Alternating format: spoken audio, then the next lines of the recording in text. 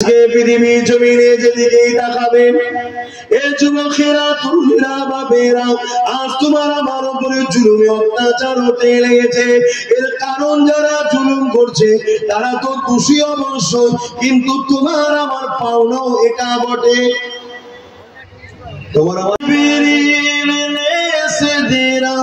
तलक मेरी रसाई थी है कितनी मंजिल आगे नबी जाने खुदा जाने खुदा की मते क्या है मोहम्मद मुस्तफा जाने अल्लाहुम्मा सल्ली अला।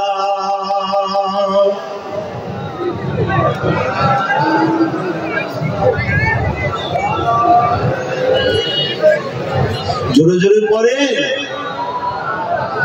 আমার আব্বা জানেরা ভাইরা, আমার নবীর আখলাক চরিত্র দেখুন, ওইভাবে জীবন করুন। আল্লাহ পাক কোরআনের মধ্যে জানিয়েছেন লাকাদ কানা লাকুম ফি রাসূলিল্লাহি উসওয়াতুন হাসানা। এ দুনিয়ার মানুষেরা তোমার আমার জন্য, সমস্ত মানুষের জন্য আল্লাহ আমার নূর নবীকে মডেল বানিয়েছে।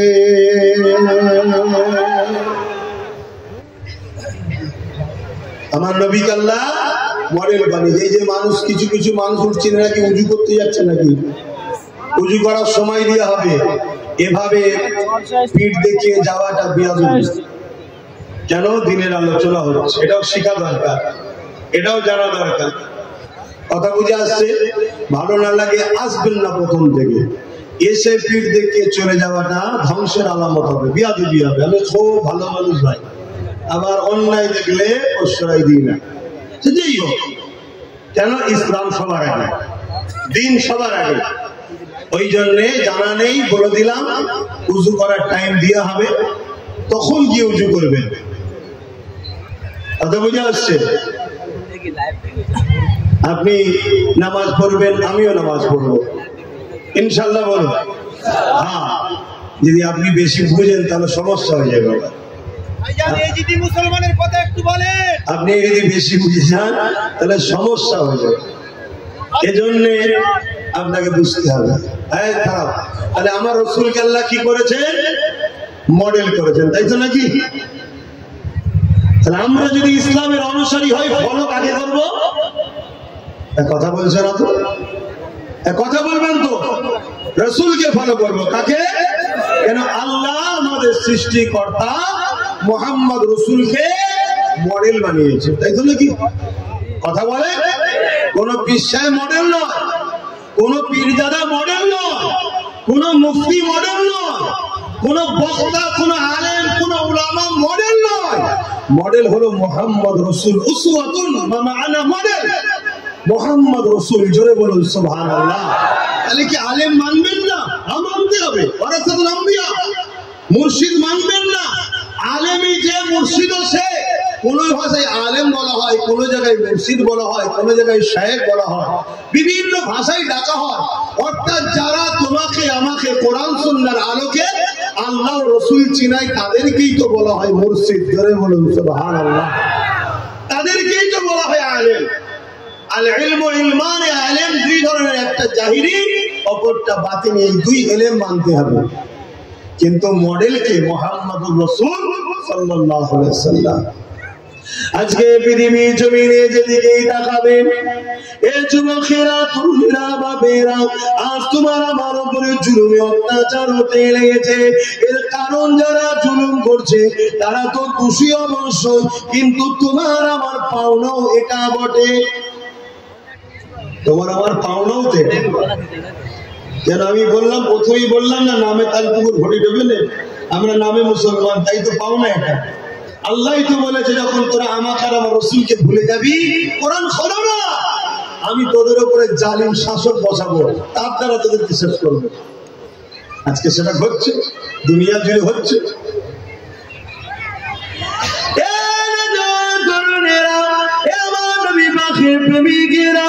আসো পরিবর্তন হয়ে যান। পৃথিবী যতই চেষ্টা করুক না কেন, মনে রাখবেন হালাকু খান চেষ্টা করেছিল, চেঙ্গিস খান চেষ্টা করেছিল, বুশো চেষ্টা করেছিল, হতভাগা আকবর চেষ্টা করেছিল, যুগে যুগে এইভাবে অনেক জালিম চেষ্টা করেছে, সবাইকে আল্লাহ মিটিয়ে দিয়েছে। তোমাকে আমাকে পৃথিবী জমিনে আজকে তারিখে 250 কোটি রেখেছে। এ যুবকেরা, তরুণেরা, কিন্তু তোমাকে আমাকে নিয়তটা তো ঠিক করতে হবে। তোমার আমার মডেল যখন আল্লাহ নূর নবীকে করেছে, তুমি যা করবে নবীকে দেখো, নামাজ পড়বে নবীকে দেখো, রোজা রাখবে নবীকে দেখো, হজ করবে নবীকে দেখো, যাকাত দেবে নবীকে দেখো। এক কথাই নবী তোমার আমার মডেল। তুমি যদি দিনকে মানো, মন দিয়ে শুনে রেখে দাও, তোমার ধর্ম নীতি হবে মুহাম্মদ রাসূলকে দেখে, তোমার সমাজ নীতি হবে মুহাম্মদ রাসূলকে দেখে, তোমার অর্থনীতি হবে মুহাম্মদ রাসূলকে দেখে, তোমার রাজনীতিটাও হবে মুহাম্মদ রাসূলকে দেখে। কেন পৃথিবীর জমিনে তুমি ধর্ম নেতা যদি বলো মুহাম্মদ রাসূলের জোড়া নাই, রাজনীতি যদি বলো মুহাম্মদ রাসূলের জোড়া নাই, অর্থনীতিতে যদি বলো মুহাম্মদ রাসূলের জোড়া নাই, তুমি যেদিকেই যাবে মুহাম্মদ রাসূল হলো টপ নাম্বার 1। এই আল্লাহ আমার নবীকে মডেল বানিয়েছে। তুমি যাই করো না কেন রাসূলকে দেখো। আমার নবী মুসলমানের সঙ্গে কিভাবে সম্পর্ক, অমুসলিমের সঙ্গে কিভাবে সম্প্রীতি, মানব বন্ধু সম্পর্ক আল্লাহ নবী সবটা শিখিয়েছে। এ যুবকেরা, তরুণেরা, এ আমার নবী পাকের প্রেমিকেরা, আমার নবী পাকের একজন ছাত্র হযরত ওমর ফারুক রাদিয়াল্লাহু তাআলা, তিনি এমন করে দেখা যায় এমন সময়তে রাত্রিতে ছদ্মবেশে বেরিয়ে পড়েছে। কেননা অর্ধেক পৃথিবীর খলিফা, তিনি ঘুরে ঘুরে দেখতে লেগেছে আমার প্রজাদের অবস্থাটা কি, আমার প্রজারা কি হালে রয়েছে। এই ঘুরে দেখতে দেখতে দেখতে দেখতে দূর এক জায়গাতে চলে গেল। সেখানে যাওয়ার পরে দেখে গভীর রাত্রির একটা বাটি জ্বলতে লেগেছে আর দুটো বাচ্চা কাঁদতে লেগেছে। হযরত ফারুক আযম কান পাতলেন, ওই কান পাতার পরে দেখতে লেগেছে বাচ্চা দুটো খোদা জানে কাঁদতে লেগেছে। আর এই বাড়ির মা বাচ্চা দুটোকে সান্ত্বনা দিতে লেগেছে আর বলতে লেগেছে, বাবা সবল করো বাবা, খানা তৈরি হচ্ছে বাবা, এখনই দেওয়া হবে বাবা। এমন করে দেখতে লেগেছে পাত্রে কোনো খাবারই না, পানি বসিয়ে চুলাতে ধরিয়ে রেখেছে, বাচ্চাকে সান্ত্বনা দিতে লেগেছে। এ যুবকেরা, হযরত ওমর ফারুক এই দৃশ্য দেখে তিনি বাইতুল মাল চলে এলেন, অর্থাৎ যেখানে খাদ্য ভান্ডার রয়েছে সেই জায়গা থেকে খাবারটা নিয়ে গিয়ে হযরত ওমর ফারুক এমন করে সেই লোকটাকে দিয়ে যাচ্ছে। হুজুরের সঙ্গে একজন সাথী ছিলেন, তিনি বলতে লেগেছে, হে আমিরুল মুমিনিন, হে খলিফাতুল মুসলিমিন, হে হযরত ওমর ফারুক, আপনি আপনার কেন বোঝাটা বয়ে নিচ্ছেন? ওই খাদ্যর বোঝাটা আপনি আমার পিঠে দিন, আমি নিয়ে যাব সাথে করে। হযরত ওমর ফারুক বলেছিলেন, এরা আমার অধীনস্থ রয়েছে, আমি এদের শাহিনশাহ, আমি এদের সুলতান, আমি এদের খলিফা, রাজ সিংহাসন আমার জন্য আল্লাহ দিয়েছে। যদি আমার পূজা খোদার থাকে, কিয়ামতের দিন আমাকে আল্লাহ ধরবে। আজ তুমি খাদ্যের পূজা নিয়ে যাবে বলছো, সেদিনকে আমার গুনার পূজাটা নেবে। হযরত ওমর ফারুক রাদিয়াল্লাহু তাআলা আনকে জিজ্ঞাসা করো, এই ওমর, পূজাদের উপরে ইনসাফি করা, এই দরদ দেখানো, এটা কার থেকে শিখলে? হযরত উসমান ফারুক বলে, এটা আমার নূর নবী শিখিয়েছে। আরো জোরে বলুন সুবহানাল্লাহ।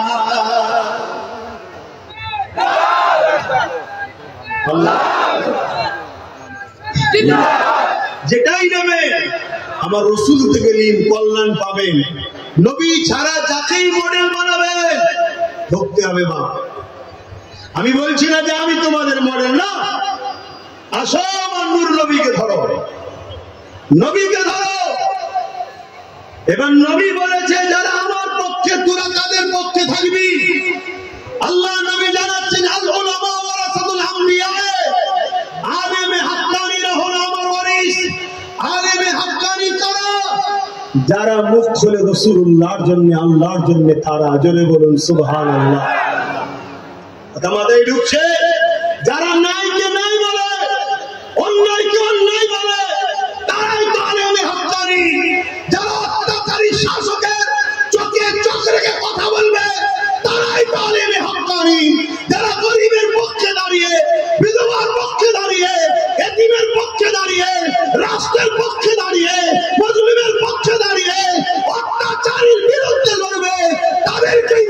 আলেমে হাক্কানি।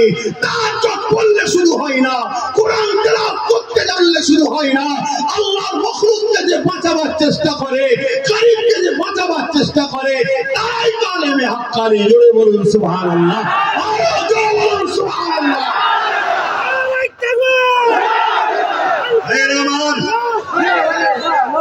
আমার মন দিয়ে শুনুন, আজ আমাদের ঘরে ইসলাম থেকে অনেক দূরে সরিয়ে দেওয়া হয়েছে।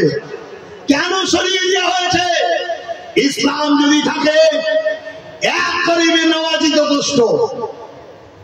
কথা কিছু বুঝলেন না? বুঝলেন না? ইসলাম যদি থাকে এক মুজাদ্দিদ আল-পেসানি যথেষ্ট। আপনারা জানেন না, ভারতবর্ষের জমিনে হতভাগা আকবর বলে এক শাসক ছিল, কোরআনকে মিটাবার জন্য দ্বীনে ইলাহি বার করেছিল। ওই দ্বীনে ইলাহি বার করে সে নিজের পক্ষে অনেক মুফতি মৌলানা বক্তাকে খরিদ করে নিয়েছিল। তাকে বেতনভুক্ত করে, তাদেরকে ভাতা দিয়ে, তাদেরকে মাইনে দিয়ে, তাদেরকে অর্থ দিয়ে সাধারণ মুসলমানের কাছে ওই আলেম উলামাকে পাঠিয়ে শুধু আকবরের বিরুদ্ধে না গর্জে ওঠে, আকবরের ভুল হলেও এই উলামা দ্বারা সংশোধন করিয়ে দেব, এই উলামারা মুসলমানকে যে বুঝাতো না ও সব ঠিক আছে, ও সব ঠিক আছে, এভাবে বেতন ভুক্ত করে রেখেছিল। আকবর একদিন ধরা পড়লো। কিভাবে ধরা পড়লো? হযরত মুজাদ্দিদ আল-পেসানি একদিন আকবরের বিরুদ্ধে মুবাহিলার বাহাসের ডাক দিলেন, চ্যালেঞ্জের লড়াইয়ের ডাক দিলেন। সেই ডাকেতে হতভাগা আকবরের পক্ষে মিলিটারি রয়েছে, ফোর্স রয়েছে, সেনা রয়েছে।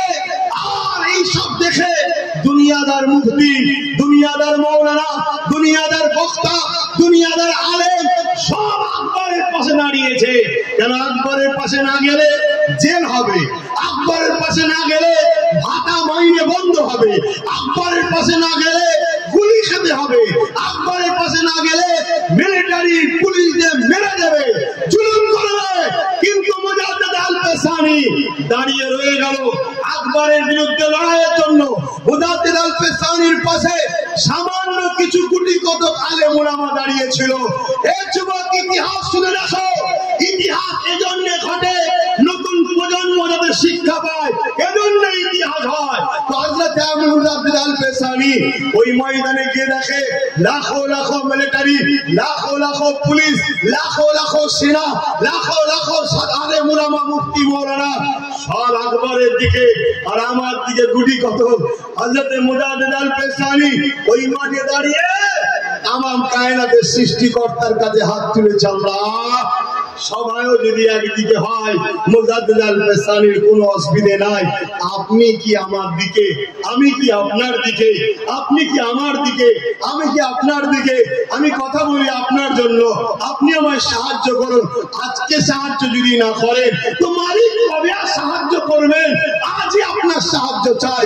বিশ্ব সাক্ষী রয়ে যাবে, হকের হাকিম আল্লাহ, হকের বিজয় আল্লাহ দেয়। হকের কষ্ট হলো, দেরি হলো, অবশ্যই জয় হয়। রাত হয়েছে বলে অন্ধকার কাটবে না তা নয়, সূর্য উঠবে, আবার দিন আসবে। এজন্য মুজাদ্দিদ আল-পেসানি দোয়া করলেন, আল্লাহর পক্ষ থেকে আযাব শুরু হলো, বিশাল তুফান শুরু হলো। সেই তুফানে মুজাদ্দিদ আল-পেসানির মাথার উপর দিয়ে যাচ্ছে, একটা হুজুরের লাগে না, হুজুরের উলামাদেরও কিছু হয়নি। সামনে আকবর, তার বাহিনী, আলেম উলামা যা ছিল সব বাইকে টেনে নিয়ে জাহান্নামে ভরে দিল। মুজাদ্দিদ আল-পেসানিকে আল্লাহ বিজয় দিলেন। জোরে বলুন সুবহানাল্লাহ, আরো জোরে বলুন সুবহানাল্লাহ, আরো চিৎকার দিয়ে বলুন আল্লাহু আকবার।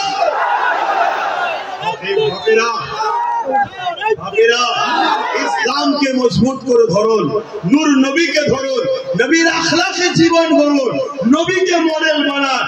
আজ আমরা ঠকে যাচ্ছি কেন জানেন?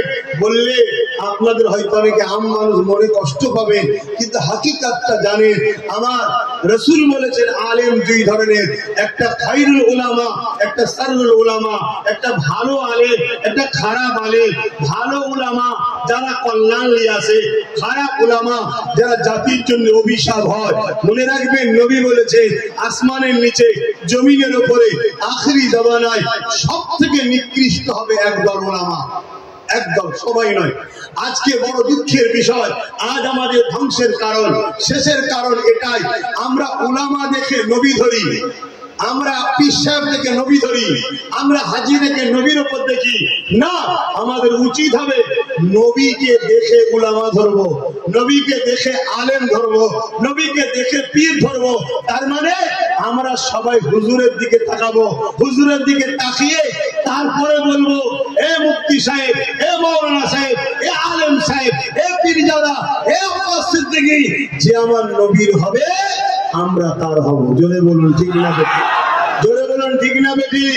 এটা যদি করতে পারেন তাহলে গেনার হবেন, না হয় কিন্তু আগামীতে আরো ভয়ানক দিন আসবে, আরো ক্ষতি হবে, আরো বিপদ আসবে। সবে তো শুনতে হচ্ছে ওয়াকফ নাকি নিয়ে নেবে বলছে, বলছে না বলে? এ বিষয়ে দু কথা বলবো, বলবো, বলবো।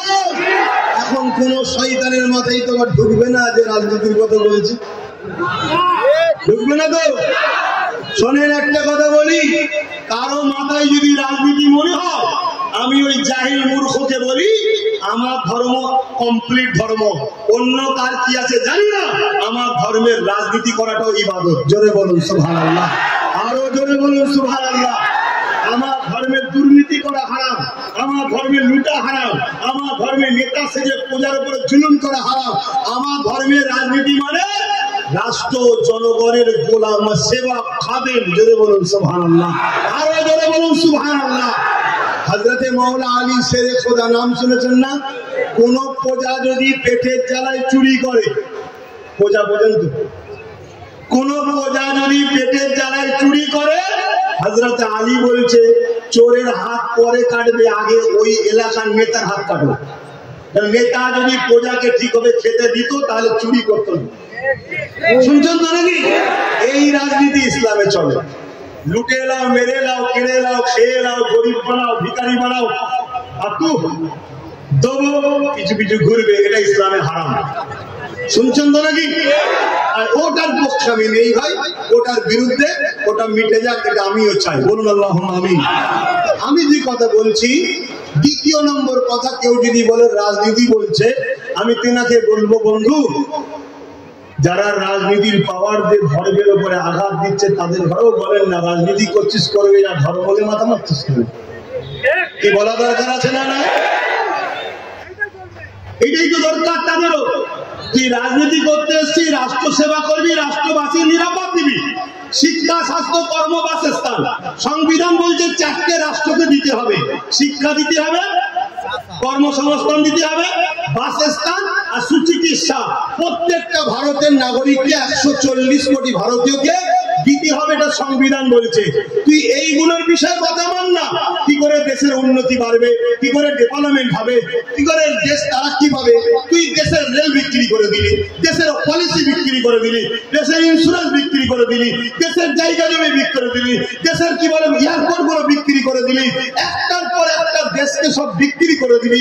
তোর আমলে এমন করে নানান রকম মুদি, কি মুদি, ললিত মুদি দেখা টাকা নিয়ে পালাচ্ছে, এগুলো যে লোকাত্মক ভান্ডারে তুই শুধু কি করে কাজ কৃষককে শেষ করবো, কি করে হিন্দু মুসলমান লেখিয়ে দেবো, কি করে মুসলমানদের মসজিদ মাদ্রাসা ভেঙে দেবো, এটা কি রাজনীতি লোকেদের কাজ? তুই রাজনীতি করছিস না শয়তানি করছিস? তাহলে আমাদের মতো উলামাদের হয়তো বোঝাতেই হবে। কি গো ভুল বলা হচ্ছে? হযরতে আব্দুল আজিজ মুহাদ্দিস দেহলভী নাম শুনেছেন না শোনেন না? তিনি ফুরফুরাওয়ালাদেরও মুরব্বী, দেওবন্দীদেরও মুরব্বী। আব্দুল আজিজ মুহাদ্দিস দেহলভী রাহমাতুল্লাহ আলাইহি, তিনি বলে সর্বপ্রথম ইংরেজদের বিরুদ্ধে লড়াই করা ফরজ, চলো উলামারা, তিনি প্রথম ফতোয়া দিয়েছিলেন। কথা বুঝে আসছে? তাহলে মাতৃভূমির যেখানে ইজ্জতের ব্যাপার আসবে সেখানে কথা বলাটাও তো ধর্ম। জোরে বলুন সুবহানাল্লাহ। আমি কারো ধর্মকে ছোট করছি না, কারো ধর্ম নিয়ে কোনো আলোচনা করতে চাইছি না, কিন্তু গর্ব করে বলছি আমার ইসলাম বলেছে মাতৃভূমিকে ভালোবাসাটাও নেকি ও পুণ্যের কাজ। জোরে বলুন সুবহানাল্লাহ, আরো জোরে বলেন। এই উলামা ভাইরা একটু সাক্ষী দেবেন, যদি ভুল বলি ধরিয়ে দেবেন। আমার নবীর মাতৃভূমি হলো মক্কা। আমার নবীর মাতৃভূমি কি? মক্কা। আমার নবী মাতৃভূমি মক্কা শরীফ, মক্কাতে যখন নবী আসলেন, মক্কাতে বড় হলেন, কিন্তু আবু জেহেল উতবা সাইবার অত্যাচারে 40 বছর বয়সের পর নবুয়তের এলানের পর নবীকে মক্কা ছেড়ে ইয়াসরিব মদিনায় চলে যেতে হচ্ছিল। ওই সময় নবী পাক সাল্লাল্লাহু আলাইহি সাল্লাম, যিনি আমাদের মডেল, তিনি নিজের মাতৃভূমি মক্কার দিকে তাকিয়ে তাকিয়ে চোখের পানি ফেলে কাঁদে আর জবানে বলে, মক্কা আমি তোমায় ভালোবাসি, মক্কা আমি তোমায় ভালোবাসি, মক্কা আমি তোমায় ভালোবাসি। উম্মত তো সেই যুবকটা, উম্মত তো সেই বাপটা, উম্মত তো সেই মা বোনটা যে কিনা বলবে, ভারত আমি তোমায় ভালোবাসি, কেন নবী আমার মডেল। নবী যদি বলে মক্কাকে ভালোবাসি, প্রত্যেকটা নবীর উম্মতকে বলতে হবে, ভারত আমি তোমায় ভালোবাসি। জোরে বলুন সুবহানাল্লাহ, আরো জোরে বলুন সুবহানাল্লাহ। সাদা ব্রিটিশকে আমরা তাড়িয়েছি, এবারে কালো ব্রিটিশকে ধুলাই দিতে হবে আমাদের। বলুন ঠিক না ঠিক? মাতৃভূমির সওয়ালের ব্যাপার যখন আসবে, তখন মাতৃভূমির পাশে দাঁড়াতে হবে। এটা একটা ঈমানদারের পরিচয়। কি বললাম ভাইরা, ভুল বলছিলেন? সাক্ষী দেবেন বা ভুলে বলবেন ভাইরা, হ্যাঁ আমার নবী দেশকে ভালোবাসা শিখিয়েছে। আজকে সেই দেশের দিকে খেয়াল না দেওয়ার জন্যই আজকে দেশটা শেষ হয়ে যাচ্ছে। তো যা আমি সংক্ষেপে বলবো, তার আগে আমি আবার একবার বলছি, আমাদের মডেল হযরত প্রফেট মুহাম্মদ রাসূল সাল্লাল্লাহু আলাইহি ওয়াসাল্লাম। মুফতিকে সম্মান করি করবেন, ইমামকে সম্মান করি করবেন, পীর সাহেবকে সম্মান করি করবেন, আলেমকে সম্মান করি করবেন। যদি আলেম, পীর, মুফতি দাবিদার রাসূলুল্লাহর পক্ষ ছেড়ে দিয়ে দুনিয়ার কোন তাগুতি শক্তির যদি দালাদাস হয়ে যায়, তাকে সম্মান করাটাও হারাম। শুনছেন না? তাকে সম্মান করাটা কি হারাম, চলবে না। কেন? ও প্রকাশ্য দুশমনের থেকেও খতরনাক মুনাফিক। কথা বুঝছেন না? বোঝেন না? আরেকটু বলে দিই, ইসলাম দাঁড়িয়ে আছে দুটো পাট্টির উপরে। পাট্টি বোঝেন তো নাকি? ট্রেন যাই দেখেছেন? ট্রেন, আপনাদের ট্রেন লাইনও নাই, কিন্তু কখনো তো বাইরে গেছেন রে বাবা, না দ্বীপেই সারা জীবন রয়ে গেছেন। মুরব্বী বাপেরা বাইরে যাননি কলকাতায়? ট্রেন দেখেছেন তো? ওই ট্রেনের দেখবেন দুটো পাট্টি বিছানো থাকে, তার উপর দিয়ে ট্রেনটা যায়। এই ট্রেনটা ধরুন ইসলাম, বুঝাবার জন্য বলছি, ট্রেনটা ইসলাম, এতে আপনি যাচ্ছেন, কিন্তু দুটো পাট্টি দরকার। ইসলামের রাস্তাও দুটো। কুনতুম খায়রা উম্মাতিন উখরিজাত লিন-নাস তা'মুরুনা বিল মা'রুফ ওয়া তানহাউনা আনিল মুনকার। বলুন কোরআনে আছে না? না, এটা কালামুল্লাহ, আল্লাহর কথা, আমার আব্বার কথা নয়, আমার দাদুর কথা নয়। এই চলো দাদা, হুজুরের কথা মানবো না, আমি অন্য হুজুরের মুরিদ, ঠিক আছে বাবা যা, কিন্তু এটা আল্লাহর কথা, প্রত্যেককে মানতে হবে। আল্লাহ কোরআনে বলছেন, কুনতুম খায়রা উম্মাতিন উখরিজাত লিন-নাস তা'মুরুনা বিল মা'রুফ ওয়া তানহাউনা আনিল মুনকার। তোমরা ভালো কাজ করো, অন্যায়কে মিটিয়ে দাও। অন্যায়কে কি জোরে বলো? ভালো কাজের আদেশ দাও, অন্যায়কে মিটিয়ে দাও। ভালো কাজ করো, করার আদেশ দাও, অন্যায় করো না, অন্যায়কে মিটিয়ে দাও। মনে রাখবে, আমার নবী 11 বছর ধরে এই পৃথিবীর যত অত্যাচার ছিল, জালিম ছিল, অত্যাচারী শাসক ছিল, সবার বিরুদ্ধে আল্লাহ নবী সংগ্রাম করেছে, লড়াই করেছে। আল্লাহ নবী অন্যায়কে মিটিয়েছে, নারীর অধিকার দিয়েছে, এতিমের অধিকার দিয়েছে, বিধবার অধিকার দিয়েছে, গরিবের অধিকার দিয়েছে, ইনসাফ দিয়েছে, ইনসানিয়াত দিয়েছে। পৃথিবীর জুলুমকে খতম করেছে, অত্যাচার খতম করেছে, পৃথিবীতে জঙ্গল রাজ বন্ধ করেছে, গুন্ডা রাজ বন্ধ করেছে, সন্ত্রাসী রাজ বন্ধ করেছে। এই 11টা বছর ধরে নূর নবী এই পৃথিবীর প্রত্যেকটা অসহায় মানুষের চোখের পানি মুছে হাসিয়েছে।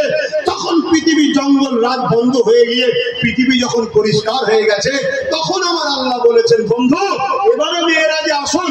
আমার নবী মেয়েরাজে গেলেন, যাওয়ার পরে আল্লাহ বলছে, বন্ধু পৃথিবীতে তো অন্যায় খতম, জুলুম খতম, সন্ত্রাসী খতম, দাঙ্গা খতম, রেপ খতম, অত্যাচার খতম, মানুষ হাসছে, এখন শান্তি পেয়েছে, আজাদ পেয়েছে, সাম্য প্রতিষ্ঠিত হয়েছে। বন্ধু এবারে ওই পৃথিবীতে গিয়ে আমার নামাজের চাষ, রোজার চাষ করুন। জোরে বলুন সুবহানাল্লাহ, আরো জোরে বলুন সুবহানাল্লাহ, নারায়ে তাকবীর। এখন বলুন, আপনার গ্রামের এতিম কি হক পায়? বিধবা হক পায়? মজলুম হক পায়? কৃষক তার ফলের মূল্য দাম পায়? এতিম সে বিধবা, এতিম সে নিরাপদে আছে? আলেম উলামা যত মর্যাদা আছে যদি না থাকে, তাহলে এই জঙ্গল রাজে আপনি কিসের নামাজ রোজার বাহার দেখাচ্ছেন? কথা কিছু মাথায় ঢুকছে না? তো বন্ধ করতে হবে। কি গো বা অসুবিধা হচ্ছে নাকি? জলসা কমিটি বারবার বলছিল আপনাকে আসতে হবে আসতে হবে, আমি শুধু বলছি ঠিক আছে পরে কথা হবে, কারণ আমি দেখি আগে আমার ভোল্টেজ নিতে পারি কি। এই দিক থেকে অনেক দাওয়াত করতে যায়, আমি সবাইকে বলি সব তো খুব ভালো, নিয়ে যেতে পারবি তো? কেন? তোরা স্বাধীন নয়, তোরা স্বাধীন নয়, তোদের প্রেম, তোদের পছন্দ, তোদের ভালোবাসার কোনো অধিকার নাই। কথা মাথায় ঢুকছে না কেন? ওই জন্য বলি পারবি তো? আজকে এই এলাকার যুব সমাজকে আমি সাবাসী দিই, এরা তো এক সাহস করে দম ধরে এনেছেন, কিন্তু বেশি বললাম না, হালকা করেই বলছি তো নাকি না? হালকা করবো? ও 4:07 হয়ে গেছে, হালকা করার কিছুই হবে না। কথা বুঝছেন না? হায় হায় হায় হায়, মুসলিম দাবি করলে হয় না। বলছে মুসলমান মেরে ফেলছে, মুসলমান কেটে ফেলছে, তাই নাকি? মুসলমান আছে কই মেরে ফেলছে, কেটে ফেলছে? অত মাথায় ঢুকছে না। এক কথা বুঝছেন? আমি কি মুসলমানের কথা বলছি বুঝতে পারছেন না? আমি বলবো একটা মুসলমানের কথা, এই একটা মুসলমানের কথা ছোট করে বলবো। হযরত আব্দুল্লাহ আমার নবী পাক সাল্লাল্লাহু আলাইহি সাল্লামের একজন উম্মত, যুবক ছেলে, বয়স বেশি নয়, একদম তাজা খুন, এই 18-20 বছর হবে, অভাবী সংসার, কাজের জন্য শহরে গেছে। আজকের কথা নয়, 600-700 বছর আগের কথা বলেছি, শুনছেন তো নাকি? শহরে গেছে, একদম খুন টকবক করে ফুটছে, 18-20 বছর, বুঝতে পারছেন তো? খুন ফুটছে তখন। সেরকম একটা যুবক ছেলে শহরে গেছে, কিসের জন্য? কাজের তালাশে। কাজের তালাশে গিয়ে একটা ঘর ভাড়া নিয়েছে। ভালো করে শুনবেন, যে ঘরটা ভাড়া নিয়েছে ওই ঘরের পাশেই একজন আগুন পূজারীর ঘর রয়েছে। আগুন পূজারী বোঝেন? যাদেরকে মজুসি বলা হয়, যারা আগুনকে খোদা বলে মানে, আগুনকে দেবতা বলে মানে, তাদের বিশ্বাস তাদের কাছে। ছাড়েন, আমি যেটা বলছি, সে তার পাশে আছে। আর হযরত আব্দুল্লাহ বয়স 18-20 বছর, সুন্দর দাড়ি সবে হালকা হালকা গজিয়েছে, আমাদের যুবকদের মতো চাচে নেই, একদম সুন্দর লাগছে, ফ্রেশ চেহারা, নূর চমকাচ্ছে। তাহাজ্জুদ পড়া ছেলে বয়সে, 5 ওয়াক্ত নামাজ পড়া ছেলে, তাজা খুন। প্রথম দিন ঘর ভাড়া নিয়েছে, ঘরে রাত থেকেছে, ফজরের নামাজ পড়েছে। ফজরের নামাজের পর কি করতে হয় বলেন? বলবেন তো? ফজরের নামাজের পর কি করতে হয়? কোরআন পড়তে হয়। এখন কোরআনকে ছাড়াবে বলে অনেকে অনেক কিছু পড়াচ্ছে না, ফজরের নামাজের পর কোরআন পড়বে। শুনছেন তো নাকি? এই নামাজের দিকে সময় যেতে চট্ট শুনেলেন তো, কোরআন খুলেছে, কোরআন পড়বে, কোরআন পড়েছে, বাইরে বেরিয়েছে, ঘরের শিকল দিয়ে তালা দিয়ে তৎকালীন সিস্টেম ছিল, বেরিয়ে চলে গেছে। কিসের জন্য? রুজির তালাশ, কাজ খুঁজতে গেছে শহরের দিকে। ঘরে সন্ধ্যাবেলা ফিরেছে, দেখছে হুনার সিঁড়িতে কোটেতে একদম ময়লা ভর্তি, এদিক তাকালো ওদিক তাকালো, কাউকে দেখতে পাইনি। তালা খুলে ভেতরে ঢুকে একটা জায়গা নিয়ে এসছে, আর একটা পরিষ্কার করা ঝাঁটা যা সিস্টেম যেটা বুঝবেন, পরিষ্কার করে নির্জনে ফেলে দিয়েছে, যেখানে কেউ মানুষ যায়নি। কোনো কথা নাই, ঘুমোচ্ছে, নামাজ পড়ে, ঈশার নামাজ, ফজরের নামাজ পড়ে উঠে আবার কোরআন পড়েছে, আবার বেরিয়ে চলে গেছে। কথা বুঝে আসছে? দেখছে সন্ধ্যাবেলা এসে আবার ময়লা ভর্তি, আবার পরিষ্কার করেছে, কাউকে কিছু বলেনি।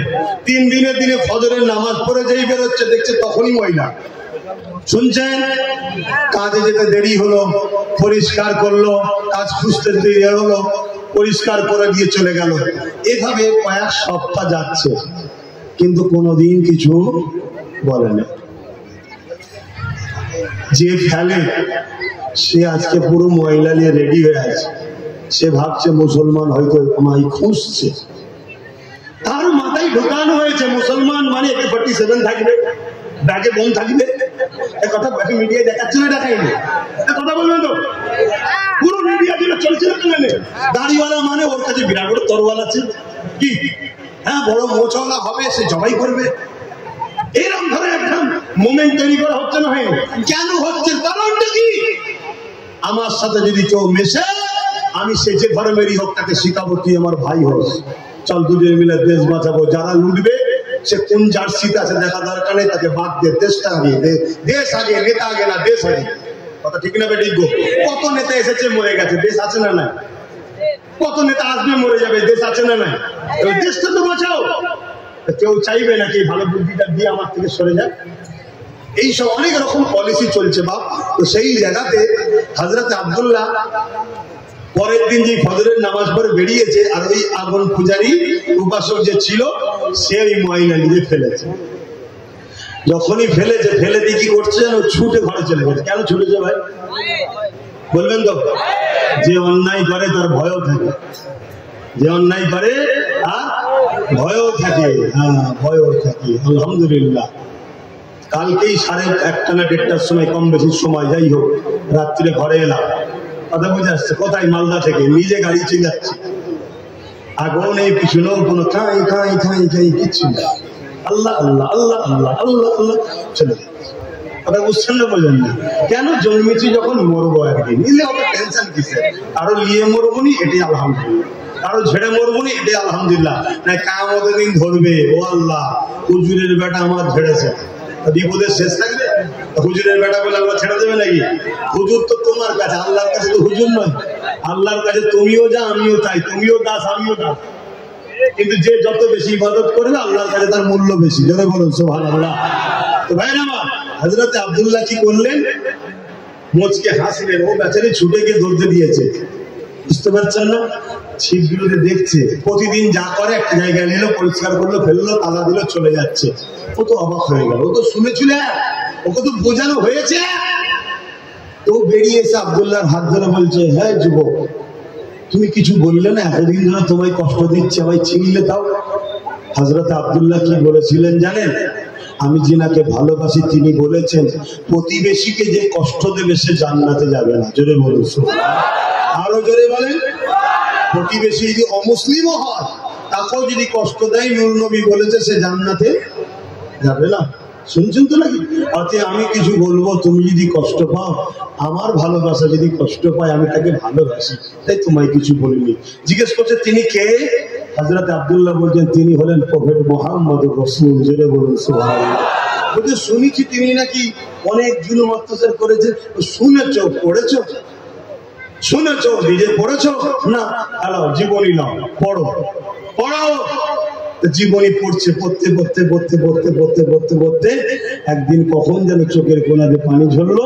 আব্দুল্লাহর কাছে এসে বললো, আব্দুল্লাহ আমিও ইনাকে আমার মডেল বানাতে চাই, মুহাম্মদ রাসূলের গোলাম হয়ে গেল। জোরে বলুন, আরো জোরে বলুন, আরো জোরে বলুন। অতএব নবীর আখলাক তৈরি করুন। যে গুনাহ আজকে হুড়োহুড়ি করছে দেখবেন, আর আপনার সাথে মসজিদে ঘুরছে দেখবেন। কথা শেষ, সালাম দেবো।